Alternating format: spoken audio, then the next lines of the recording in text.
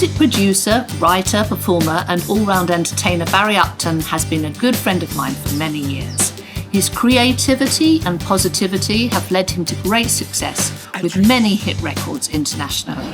After touring around Europe with his band in the late 70s, Barry's illustrious career started in the early 80s with international chart toppers Brotherhood of Man. Then he became a UK top nightclub DJ whilst writing and producing for many famous hit artists.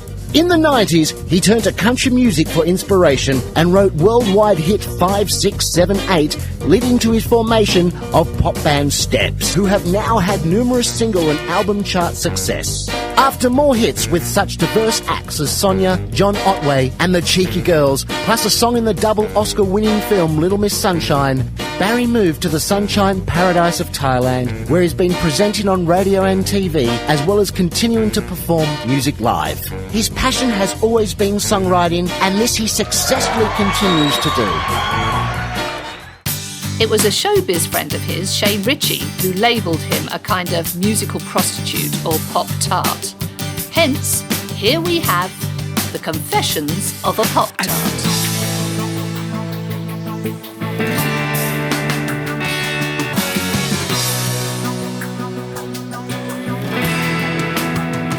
So I was asked to go up for an audition. I thought, oh, really? I'm going to go for an audition? There must be a lot of people up for this. No, I was the only one they auditioned.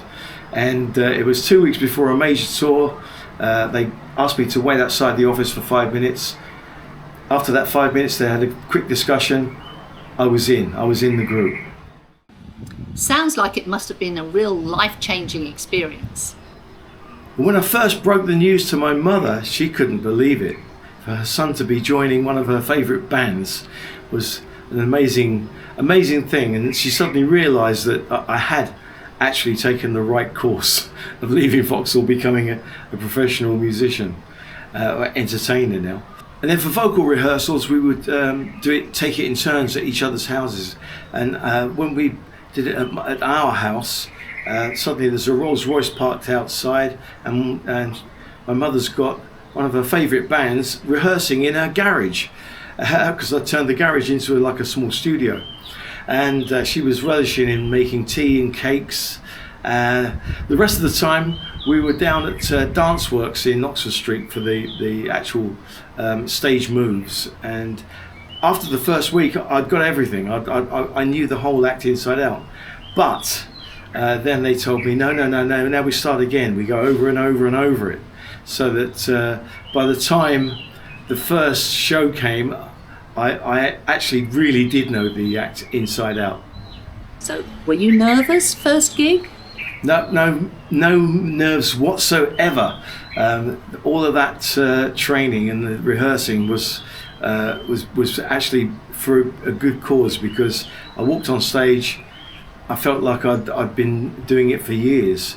And I remember the actual nightclub. It was Blighty's in Bolton, Cabaret Club, and I just felt amazing. Tony Hiller came up from London to see it, to make sure that I had fitted in correctly, and sure enough, he was very happy about it. And after that, then we did a promo tour for our singles, or Lightning Flash, that's right, Lightning Flash was out. So we were promoting the song around radio stations, and we're on Yorkshire TV, I remember. So this was all fantastic for me. I loved it. Nicky and myself, we did the radio stations in the South and the Midlands, and Martin and Sandra did Scotland and I think some in the south of England. But we covered the country to promote the single, and sure enough, it went in the charts, my first chart hit. And I remember Tony Hiller, our manager, sending me a telegram. Congratulations on your first chart hit.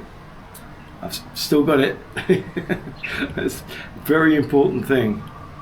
Then suddenly you're on tour with a Hollywood star. Yeah, after the first couple of gigs, there we were on tour with David Soul, and we had fantastic stage and lighting and sounds, and it was a big theatre tour all around the country, Northern Ireland. I think we did the Isle of Man as well. But anyway, I remember Norwich City Football Ground. That was an amazing gig on the tour, and also the Festival Hall. I never thought in a million years I'd be playing at London Festival Hall, and I did get my mum and my grandma down for that one. There was a big party put on by Radio 2 after the show, and I just remember my grandmother having a big long conversation with David Soul, and he came up to me afterwards and says, your grandmother's amazing. And David Soul's band were all session guys from LA, including a drummer, Raymond Pounds, who played on Sir Duke, Stevie Wonder, that one. And he was a wonderful guy, and we had some great fun with him. We had great fun playing pranks on the tour. We did an amazing prank on David Soul, the second to last gig, where Nikki had a friend who was in the police force, and we said, I'll get her to come to the stage door and show her police card, her warrant card, and then go and interview David about some drugs that had been found in some of the dressing rooms. And she did it. She actually was in there, and we all lined up in the corridor, and when David finally came out white as a sheet, thinking his career might be over, he looked at us and, you bastards! Anyway, they got us back on the last gig of the tour, I remember, in Nottingham, and we always walked out to 4 microphone stands with microphones, but this time they'd replaced the microphones with bananas. It's very funny. The audience loved it. I'll be thinking of you in most everything I do, with your cute little way. Will you promise that you'll save your kisses for me? Save all your kisses for me. Bye-bye, baby, bye-bye. Don't cry, honey, don't cry. Gonna walk out the door, but I'll soon be back for more. Please tell me about your unlikely experience with the Pope. Well, yeah, during the David Soul tour, we were doing a sound check one day, and then Martin had a phone call, and he comes back and he says, oh, Sunday we're going to be doing a gig for the Pope. And we went, no, that's another prank, isn't it? It's got to be a wind-up. But no, it actually wasn't. And what happened was the Pope was visiting Canterbury Cathedral, and he was arriving at Victoria Park in his helicopter, then going in his Pope-mobile to Canterbury Cathedral. So someone had come up with the idea of putting on a concert in the park for all the thousands of people that were there. And there was the Wurzels, there was Burt Whedon, top of the bill, Brotherhood of Man. So I remember myself and Nikki, we stayed close by the night before, and we had a police escort, because it was a sound check early in the morning, and a police escort into the grounds, and it was just an incredible experience, very surreal, with these nuns with like halos over the top, serving us champagne backstage.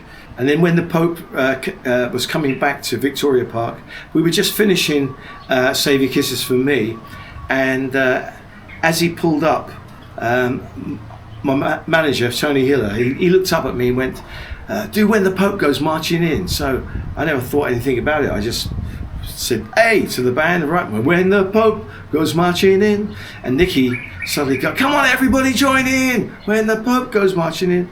And then I looked down at some Salvation Army that was hanging around the side of the stage, and they were looking at us and like this, gobsmacked. And I thought, oh no, what have I done? It's too late now. And on the evening news that night, it said, on the Pope's return to Victoria Park, the music wasn't quite so holy, but he seemed to enjoy it. In fact, actually he did. He took the microphone, looked at us, and said, hey, thank you for your participation, and did all this. And we said, we've just been blessed by the Pope.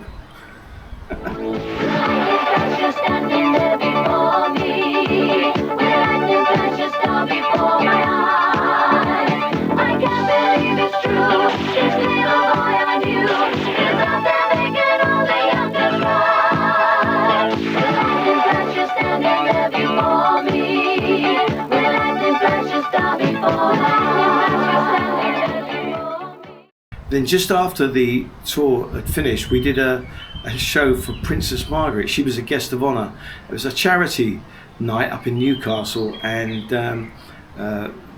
Frank Carson was on it, Little and Large, and a few other celebrities.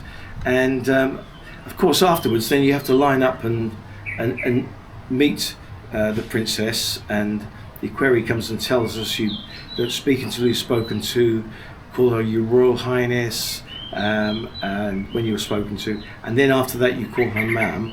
And he's telling us all of these rules and etiquette. Well, she comes along the line and she meets Little and Large, and then Frank Carson gets to us, and just as I'm shaking hands with her, Sandra leans over and says, "Oh, you remember the last time we met you? It was at the Royal Variety performance." And "Oh yes, I remember."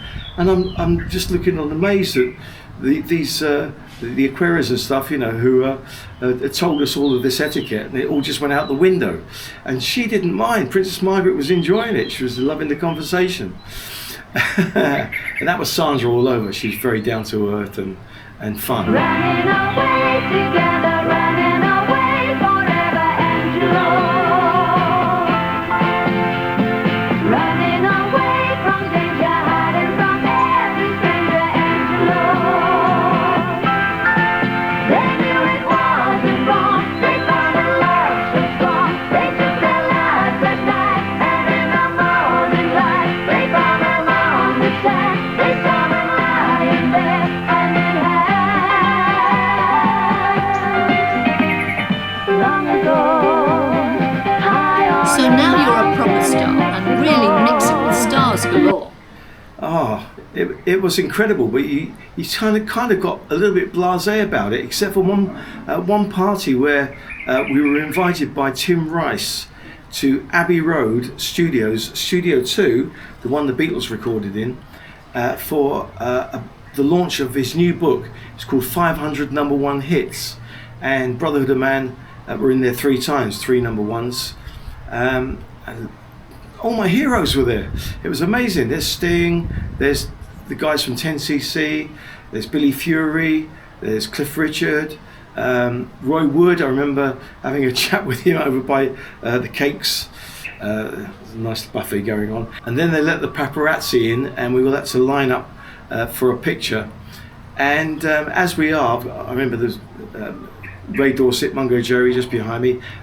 Mickey DeLenz from the Monkees was next to me. And then I looked over and I thought, hang on, I recognise that. That's Linda McCartney. Oh no, that's Paul McCartney.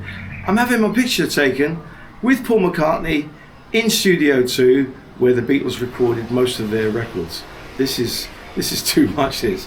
And of course, we shook hands and had a little chat afterwards. Tim Rice signed a copy of the book for me, and an incredible afternoon, probably one of the best moments of my life. Then there was a Reader's Digest party at the Park Lane Hilton, and the DJ was none other than Fluff Alan Freeman. And Jet Harris and Tony Meehan were there. There was Marty Wilde, lots of stars. So it was great mixing with all these people that I bought records from. Well, how did the Brotherhood of Man singles do? Well, Lightning Flash did okay. It charted. We had quite a bit of money poured into the promotion of that single, because the head of EMI at that time was Terry Slater, and he loved Brotherhood of Man. But then he was moved aside, so there was a new guy came in, and he only really wanted to put money into Cliff Richard, Duran Duran, Kajagoogoo. So the rest of the EMI roster, we kind of fell by the wayside, so we didn't get so much promotion budget for the next single. So it didn't do so well. But there were some magical moments in the promotion. One which was live on Radio 2. We were at this place called Port Merion, which you might remember a series called The Prisoner. And when we arrived there, I just couldn't believe it. It was like Disneyland, and for me. And all day long, I just felt like I was in a dream world. And Andy Fairweatherlow was with us, He was a lovely guy. He was on the same live radio program. And then we did 6:55 Special, which was a BBC Two program. But David Soul was one of the hosts. I think it was him and Sally James. That's it. And we were specially invited onto the show to do two songs, Lightning Flash and Cry Baby Cry. And then we met him at the hotel and we said, we do one of your songs that you did in your acts. And I played on the piano and showed him how we do it in 4-part harmony. So he tells the director, we've got to put this in to the show. So we ended up on the beach and I had his guitar. I didn't have a guitar with me, so I used David's guitar. And we sung the song with him on Blackpool Beach. And I told him that it was traditional to wear a hanky tied in all four corners, and he did it. Hi. You're not working these days anymore, right? Not since the tour. Since the tour. Yeah. Yes, for those folks who don't know, we travel and tour over here in Great Britain, didn't we? Yeah. Fantastic. Fun, 3.5 weeks. Do you remember that song you used to do? We do it in the act now. Dreamers. Dreamers? Yeah. You do that now? Yeah, we hitched it. Oh, Yeah. well, Give me keys. Hey, you're working on your acting, Nikki? Yeah. Here we go. Okay, you want to try it? 2, 3, 4. Dreamers will chase the rainbow until they find it in another dreamer's eyes. Great. Yeah. Evening time, when the children play down at the shore, they listen for the things that dolphins say. I wander the coast like a shipwrecked ghost, feel the wind blow free, watching the light of the stars at night, throw diamonds in the sea. Okay, here we go. Dreamers believe in magic, they see the moonlight in cloudy skies. Dreamers will chase the rainbow until they find it in another dreamer's eyes. Oh, you guys are great. Oh, that's great. You can take the song anytime you want. Every night you a kiss on tour. No, but I'm going to send you off to earn your £5. Well, We haven't been paid from the last one yet. Oh, I was afraid you were going to bring that up. Yeah. Well, go do it for fun then. Bye. Cry, baby, I don't know why. Whatever happened to days gone by, 'cause all I do is cry. Right, come on, that's it. That's a wrap. It's a wrap. Great.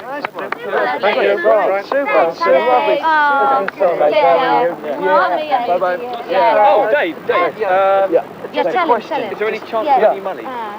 Money? We haven't. Yeah. Oh, it was the tour. I thought we understood this was for fun, you know? No, you didn't pay it. She didn't pay for the tour. Oh, well, I got the £5 note I promised you. Yeah, well, Yeah. More than that. There's four of us, you know.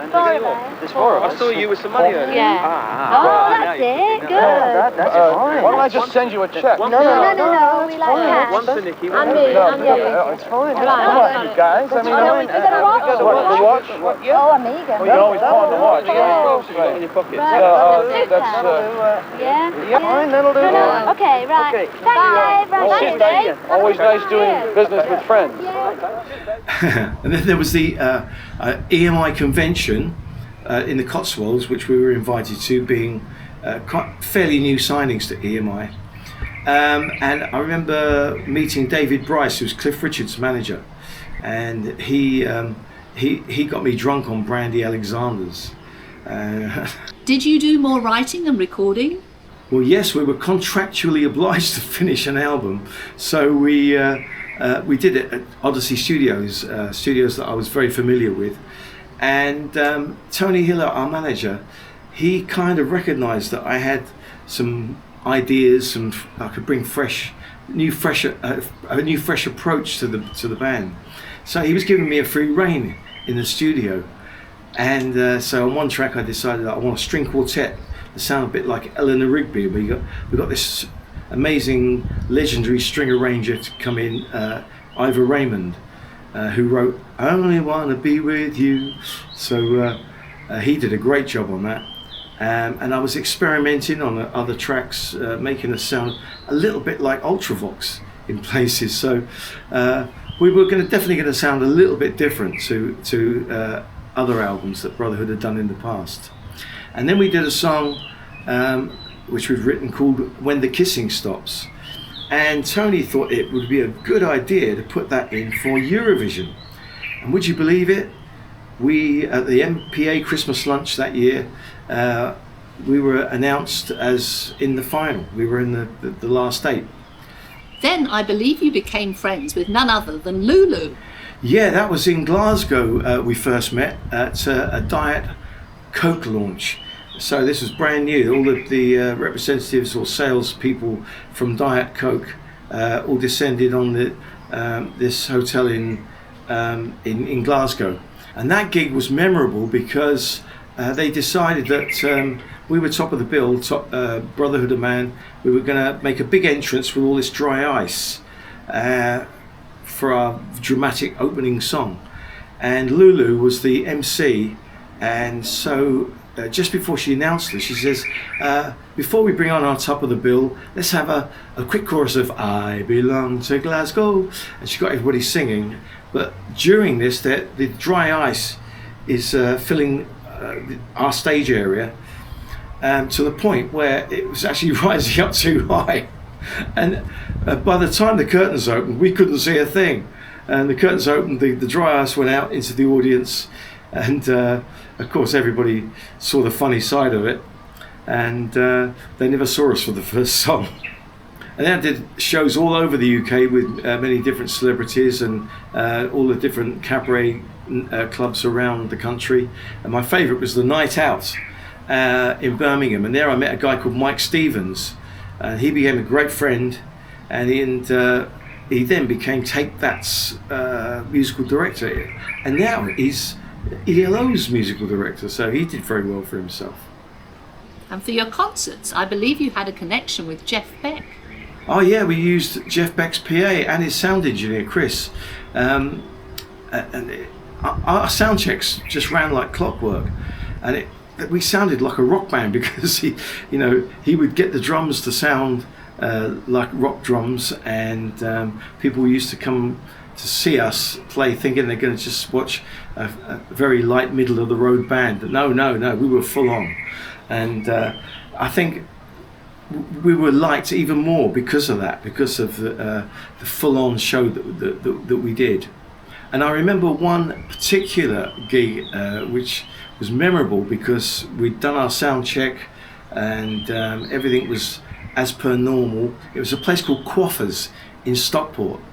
It was like a nightclub, cabaret club, but also it was a disco club as well.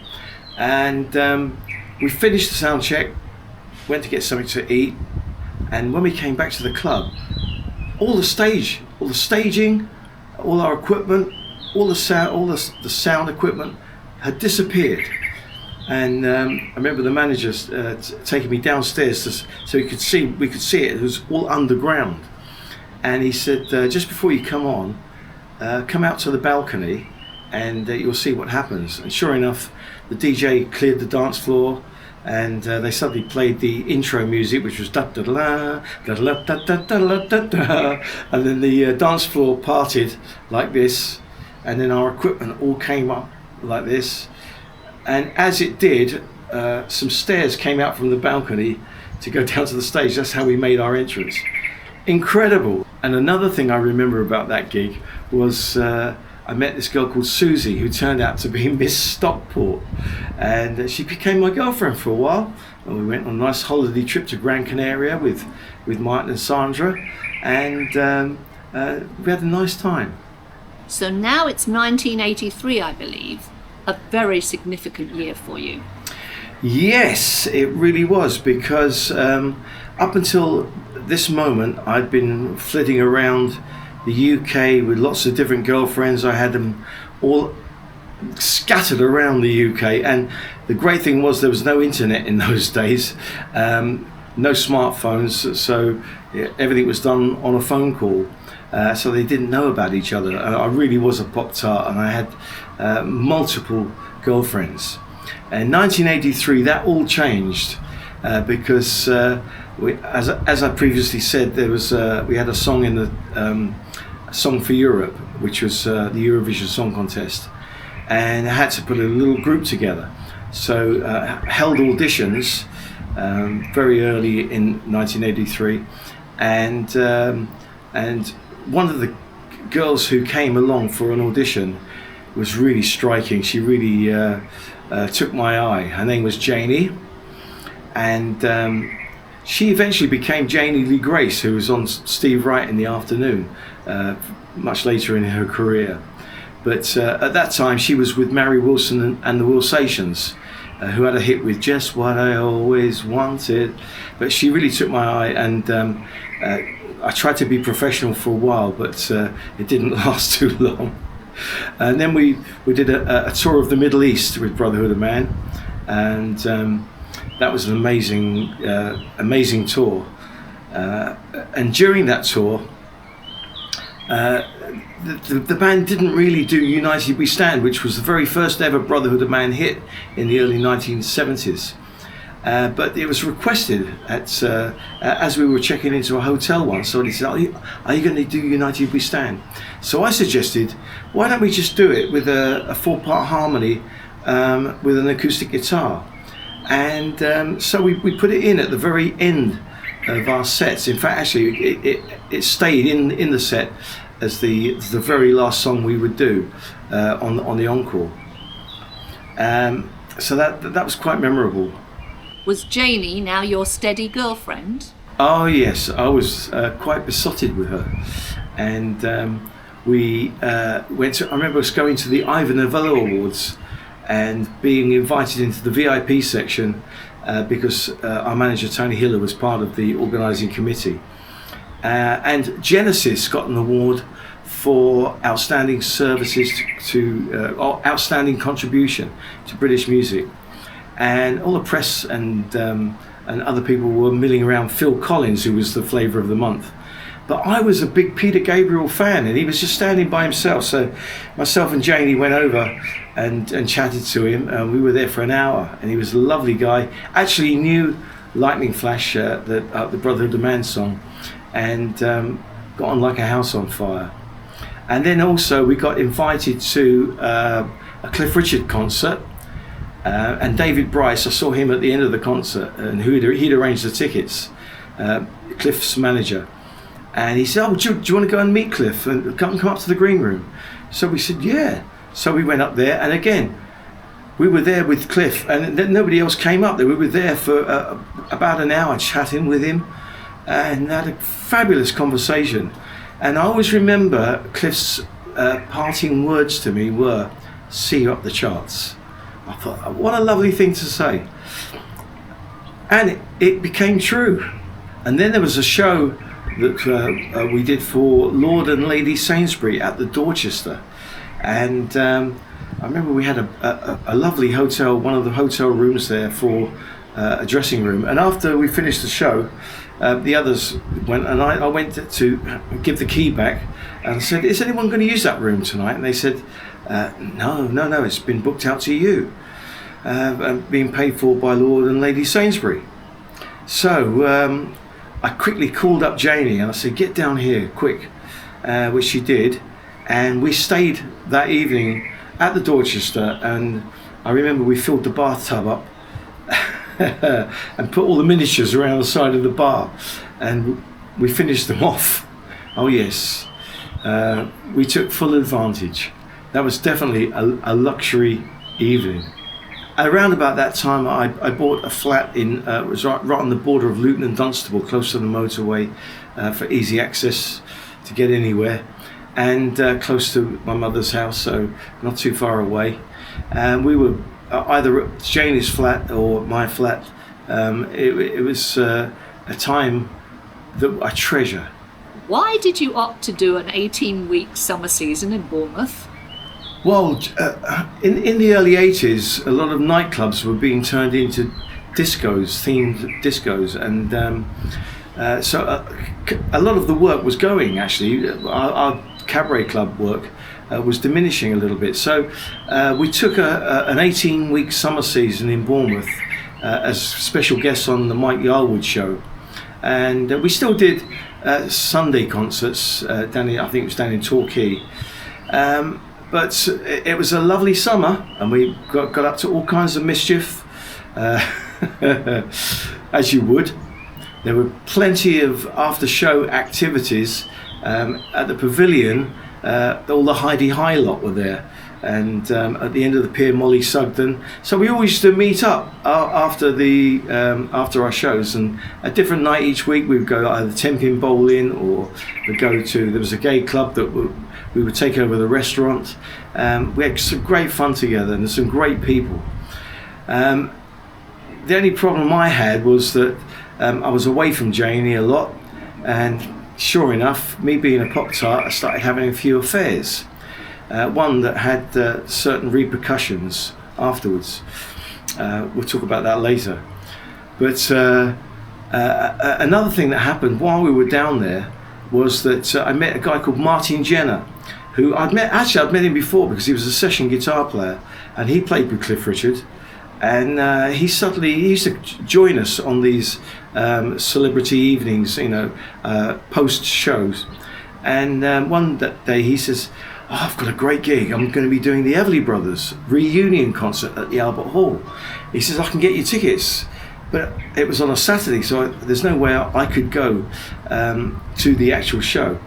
He says, we'll come up to one of the rehearsals. So I jumped at that. Went with him up to the Dominion in Tottenham Court Road for one of the final rehearsals with the Everly Brothers. And there I am, on stage with the Everly Brothers. Albert Lee, one of my favourite guitarists, he was there as well. And I met the Everlys and witnessed them before the rest of the world saw them do their big reunion, big reunion concert. So this was about the same time that your album was finally released? Yes, the BHM album. It was secretly released by EMI. Hardly any promotion went into it. We brought our third single out, When the Kissing Stops, which was a song we had in Eurovision, which actually didn't win the Song for Europe.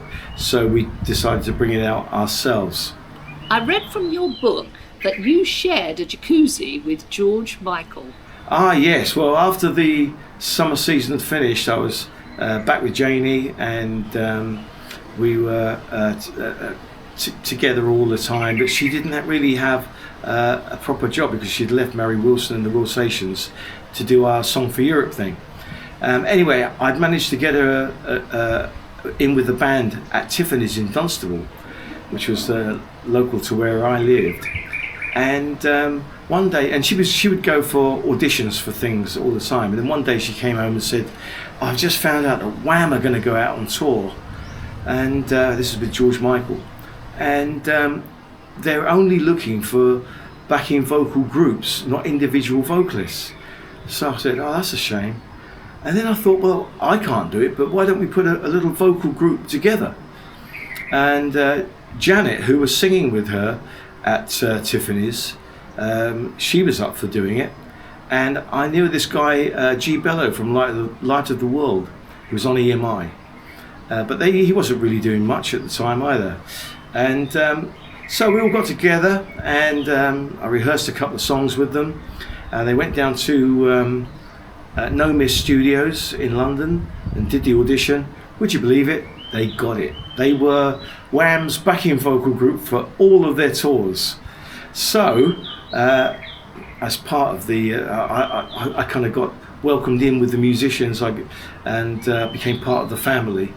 So I used to stay at the hotels and sometimes go along with Janie. I was on the coach, the tour bus sometimes.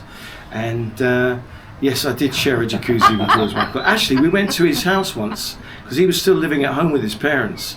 And his sister Melanie would do our hair.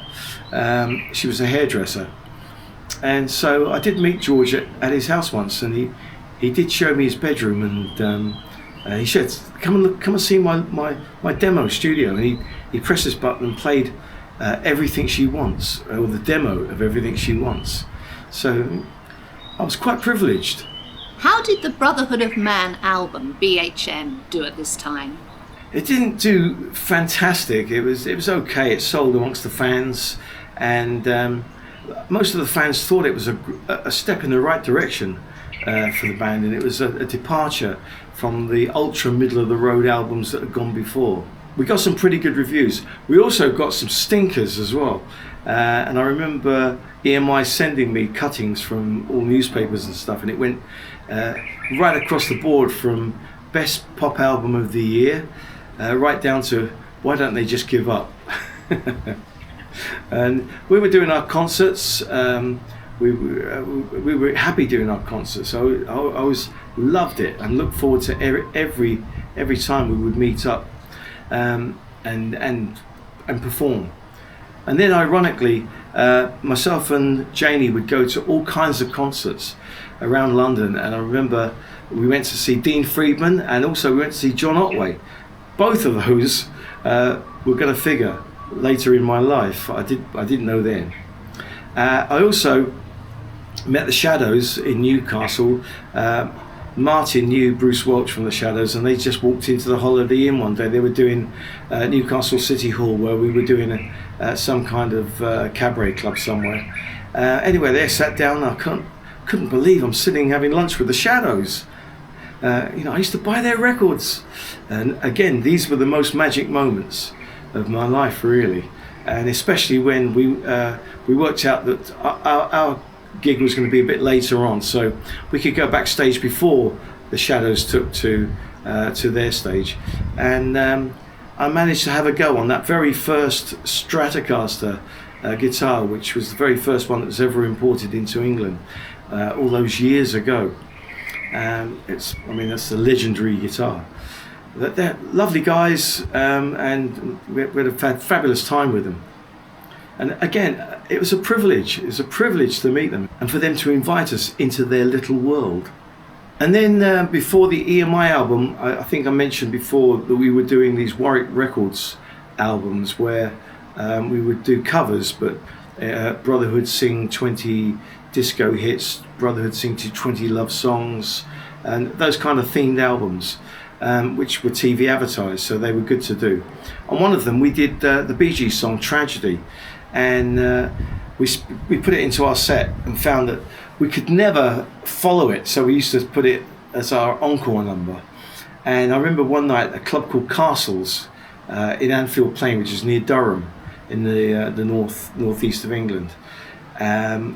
We played it and it just went down so well. They were up on the tables dancing, and they just wouldn't let us go. So Martin said, would you like to hear that again? And everyone went, yeah! So we played Tragedy twice. That was a memorable time. And what about you and Janie?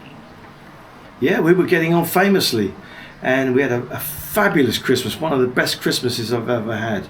I invited my mother and my grandmother over to my flat, and Janie and I, we cooked a meal, and we were very contented. And at the end of 1983, I was so contented, I really was, but I didn't realise that 1984 was around the door. Not so good then. Well, it's not so good when you suddenly see cassettes of your album in a dump bin at a motorway service station. You think, oh, maybe we're sliding downhill a little bit. The nightclubs had dwindled, and we were offered a summer season in Blackpool, and none of us really wanted to do that. So it got to the point where we felt that we didn't really want to slide down any further. We wanted to quit while we were at the top. So we decided amicably to call it a day after we did this gig in Scotland, and that was the last gig that I ever did with Brotherhood of Man, and suddenly it was all over.